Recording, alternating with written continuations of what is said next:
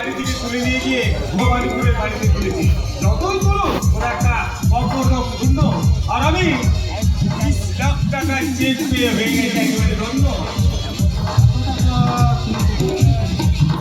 আর ওই বাবা শিবুকে দাঁড়িয়ে দেওয়ার জন্য দাঁড়িয়ে দেওয়ার সময় 20 লাখ টাকার চেক দিয়েছিল। সেই চেক আমি শয়তানি বুদ্ধির কালে একেবারে হাফিজ করে দিয়েছি। আমাকে একটু নেড়ে দিন না দেবনাথ বাবু। আরে ওই টাকার কথা শুনে আমার শরীরে সব আটকে গেছে। আরে ওই টাকা যদি আমি পেতাম তাহলে 1 বছরে পাট করে নিতাম। মানে 1 কোটি? হ্যাঁ দেবনাথ বাবু, 1 কোটি। কি করে করতেন? টিভি সিরিয়াল করে। ধরো তুমি যদি একটা 5,000 এপিসোডে একটা মেগা সিরিয়াল করতে পারো, কিংবা একটা সিনেমা করতে পারো, তাহলে 1 বছরের মধ্যে তুমি কোটিপতি হয়ে যাবে।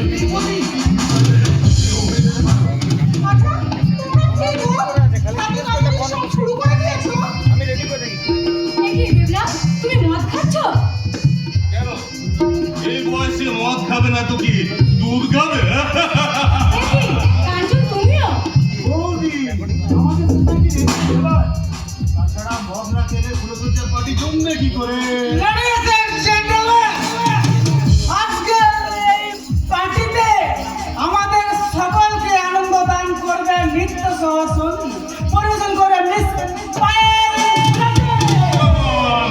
Come on, Pael, come on. ওকে ওকে, ঠিক আছে। আমারও পরানো জাহান তুমি তাই গো আমারও। না, এই রবীন্দ্রসঙ্গীত সঙ্গীত নয়। আমরা চাই তোমার হিন্দি গানের তালে তালে তোমার সেক্সি ওসব নাচ গান আমি করতে পারবো না। সাদা চোখে না পারলে চোখগুলোকে রঙিন করে নাও।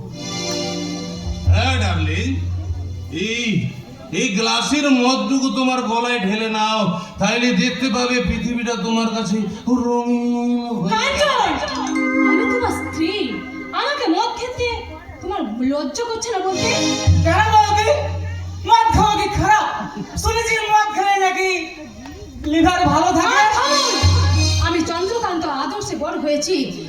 মদকে আমি কোনোদিন স্পর্শ করিনি, আর মদ স্পর্শ করার কোনো ইচ্ছেই আমার নেই।